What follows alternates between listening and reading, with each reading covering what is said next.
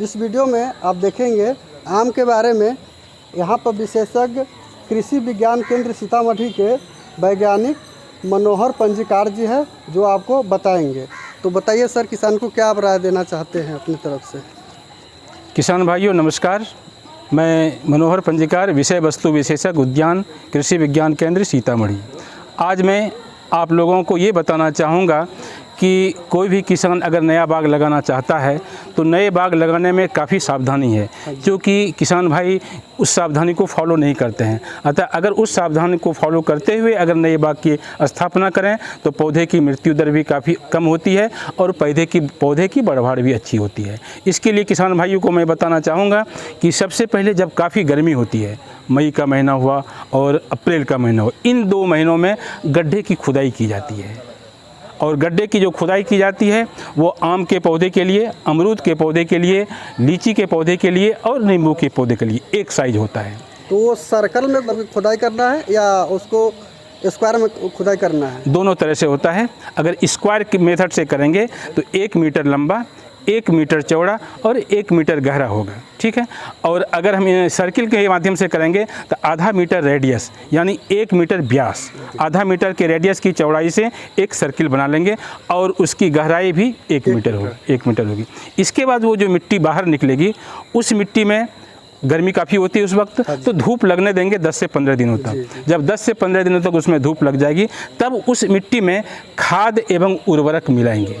खाद एवं उर्वरक में क्या मिलाएंगे?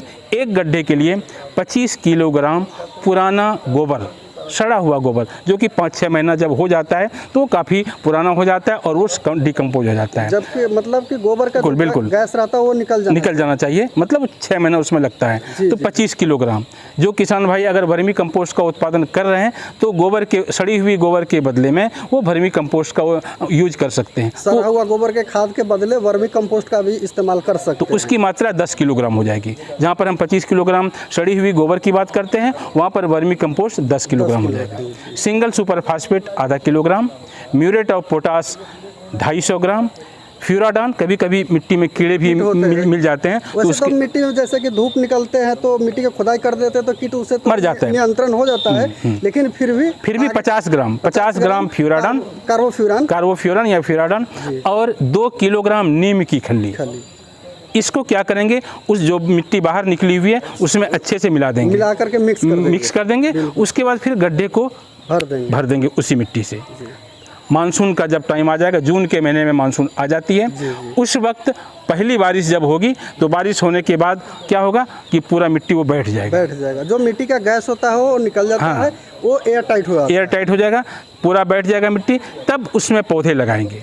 बाय दी वे, अगर मानसून में डिले हो रही है, जून के महीने में मानसून नहीं आया, 15 जुलाई तक भी मानसून नहीं आया, तो हम लोग जिन किसान भाइयों के पास पानी की सुविधा है तो उस बगीचे को फ्लड इरिगेशन पूरे पटा देंगे। और जो जैसे कि मिट्टी का जब हम खुदाई करके उसको भराव कर लेते हैं, जब पौधा ट्रांसप्लांट करने के लिए दोबारा लगाएंगे तो जो हमारा कलम का बेस होता है, जड़ होता है, तो जब दोबारा हम खुदाई करेंगे तो उसी बेस के आकार का जो बिल्कुल जो हमारे कृषि विज्ञान केंद्र में ये बहुत बड़ा नर्सरी है जिसको हम लोग हाईटेक नर्सरी बोलते हैं। यहाँ पर सभी फलदार पौधे मिलते हैं। तो मैं ये देखें, तो जो जिन किसान भाइयों को ये पौधे मिलेंगे वो ट्यूब में मिलेगा। ट्यूब यहाँ दिख रहा है, वो नीचे रखा हुआ है, ये ट्यूब है।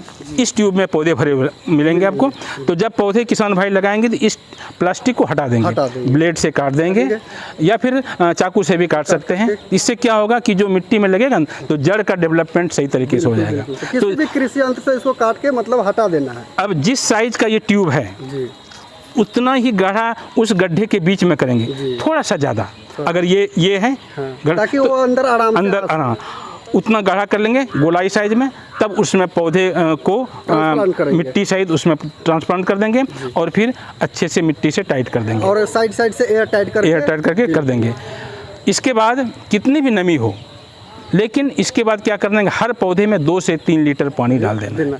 वो उसी समय देना है या उसी टाइम पौधे लग गए उसी वक्त 2 से 3 लीटर पानी हर पौधे में दे देना है। इससे क्या होता है, कि जब पौधे पानी उसमें डाल देते हैं तो उस मिट्टी का संपर्क और जड़ का संपर्क बगल वाले मिट्टी से हो जाता है। यानी पानी के साथ जैसे पानी हम मिलाते हैं और जो ट्रांसप्लांट किए हुए पौधा होता है और मिट्टी होता है, जी। वो तीनों ऑब्जॉर्ब कर जाता है, जिसके कारण उसका रूट का निर्माण फास्ट होने लगता है। हाँ, रूट का ग्रोथ ठीक ठाक होने लगता है और आपके पौधे का भी विकास बेहतर होगा।